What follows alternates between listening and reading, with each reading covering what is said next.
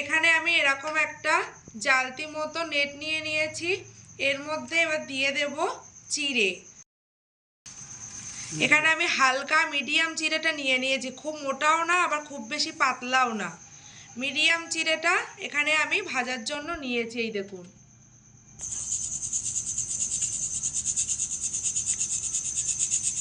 তো এরকম হালকা করে চিড়েটাকে আমি ঝেড়ে পরিষ্কার করে নিলাম। তো দেখুন অনেক নোংরা কিন্তু চিড়ের থেকে বাইরে বেরিয়ে গেছে।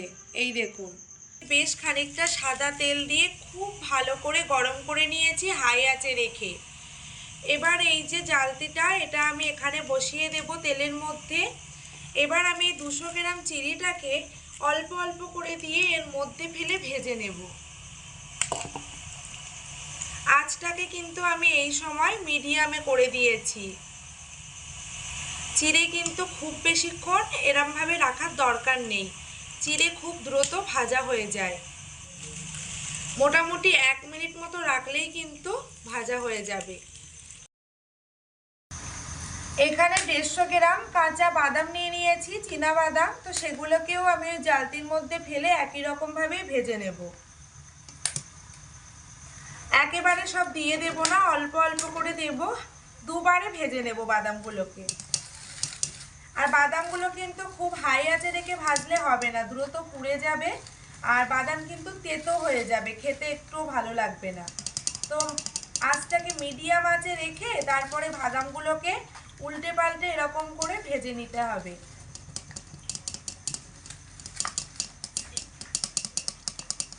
এরকম হালকা নাড়াচাড়া করে এরকম উল্টে পাল্টে দিয়ে বাদামগুলোকে ভেজে নিতে হবে। তো দেখুন বন্ধুরা, এখানে আমি মোটামুটি 1 মিনিট মতো তেলের মধ্যে রেখে ঝাঁঝরি আটার মধ্যে ফেলে বাদামগুলোকে ভেজে নিয়েছি। একই তেলের মধ্যে 4টে গোটা শুদ্ধ শুকনো লঙ্কা দিয়ে দিচ্ছি গোটা।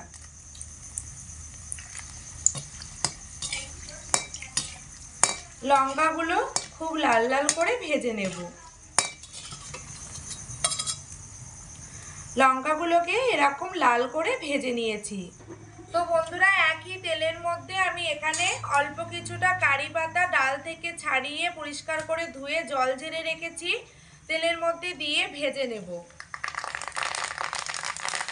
কারি পাতা ভাজতে কিন্তু খুব বেশি সময় লাগে না, মোটামুটি মিডিয়াম আছে 1 মিনিট মতো রেখে নাড়াচাড়া করলেই কারি পাতাগুলো কিন্তু ভাজা ভাজা হয়ে যায়।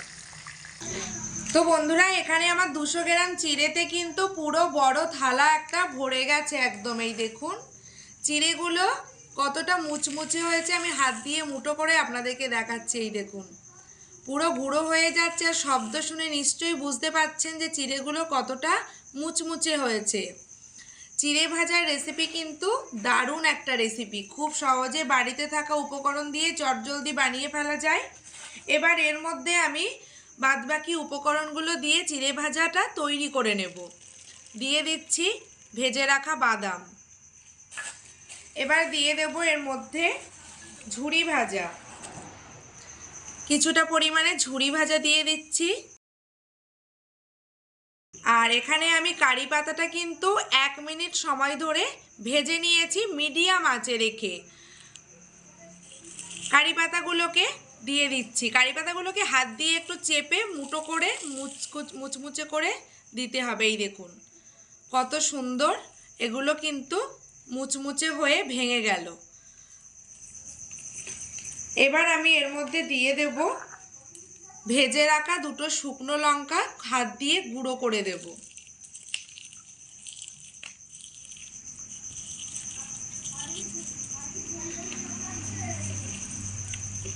এবার আমি এই সমস্ত উপকরণগুলো দিয়ে চিড়ে ভাজাটা খুব ভালো করে মাখিয়ে নেব। সকাল সন্ধে চায়ের সাথে এরকম বাড়িতে তৈরি করা চিড়ে ভাজা থাকলে কিন্তু আর কিছুই লাগে না। বাড়িতে ভাজা চিড়ে ভাজা কিন্তু খুব ভালো লাগে। তো দেখুন বন্ধুরা, এখানে আমার চিড়ে ভাজাটা কতটা সুন্দর লাগছে দেখতে, পুরো চারিদিকে বাদাম ভর্তি আর চিড়ে। হ্যাঁ বন্ধুরা, আর একটা কথা আমি আপনাদেরকে বলে দিই, চিড়ে ভাজাতে কিন্তু এই সময় বিট লবণ দেবেন না। বিট লবণ দিয়ে কিন্তু আপনারা বেশি দিন সংরক্ষণ করে রাখতে পারবেন না চিড়ে ভাজাটা। সেই জন্য যখন আপনারা পরিবেশন করবেন সেই সময় বিট লবণটা হালকা মাখিয়ে নিয়ে তবে পরিবেশন করবেন।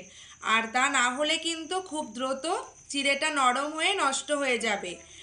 আর এরকম চিড়ে ভাজা তৈরি করে পরে গিয়ে ঠান্ডা করে নিয়ে একটা বড় কৌটোতে করে ঢাকা চাপা দিয়ে রেখে দেবেন, তাহলে কিন্তু চিড়ে ভাজাটা অনেক দিন ভালো থাকবে। তো বন্ধুরা, আজকে আমার এই দারুণ স্বাদের চিড়ে ভাজা মুচমুচে রেসিপি কেমন লাগলো আপনাদের, তা অবশ্যই কমেন্ট করে আমাকে জানাবেন। আমার এই রেসিপি যদি আপনাদের ভালো লেগে থাকে তাহলে আপনাদের কাছে আমার একান্তই অনুরোধ চ্যানেলটি সাবস্ক্রাইব করে পাশে থাকার জন্য। আজকের মতো আপনাদের সবাইকে ধন্যবাদ জানিয়ে বিদায় নিচ্ছি। দেখা হচ্ছে পরের কোনো ভিডিওতে। ততক্ষণে আপনারা সবাই খুব ভালো থাকুন, সুস্থ থাকুন। ধন্যবাদ।